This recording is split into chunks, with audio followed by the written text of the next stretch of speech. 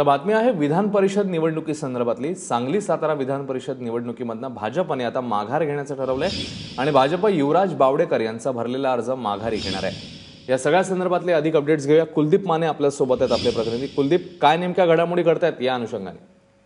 अश्विन, परवा भाजपनं ज्यावेळी सांगली आणि सातारा विधान परिषदेमध्ये प्रथमच निवडणूक दाखवला, अर्ज भरताना आम्ही या ठिकाणी आमची पक्षाची ताकद मोठ्या प्रमाणावर वाढलेली आहे याचा दाखला देत सांगली सातारा विधान परिषदेच्या निवडणुकीमध्ये उडी मारली। अर्ज भरताना त्यांनी त्या ठिकाणी मोठमोठी आश्वासन दिली होती की आम्ही या निवडणुकीत एकतर किंग होऊ किंवा किंग मेकर होऊ असा दाखला देत या निवडणुकीत त्यांनी मोठ्या प्रमाणावर आम्ही यश मिळवू असा दाखला दिला होता। मात्र आज या ठिकाणी उमेदवारी अर्ज माघारी घेण्याचा शेवटचा दिवस होता आणि आज सकाळच्या सुमारासच भाजपचे जिल्हाध्यक्ष पृथ्वीराज देशमुख यांनी एक पत्रकार परिषद बोलावून आम्ही आमचं सध्याचं संख्याबळ पाहता आम्ही या निवडणुकीत पूर्ण क्षमतेनं उतरू शकत नाही असा दाखला देत अर्ज माघार घेण्याची जाहीर घोषणा केली आहे। मात्र आम्ही या निवडणुकीमध्ये आजही चमत्कार घडवून दाखवू याचं मात्र त्यांनी पुनरुच्चार केलेला आहे। अश्विन, धन्यवाद या सगळ्या सविस्तर माहितीबद्दल कुलदीप।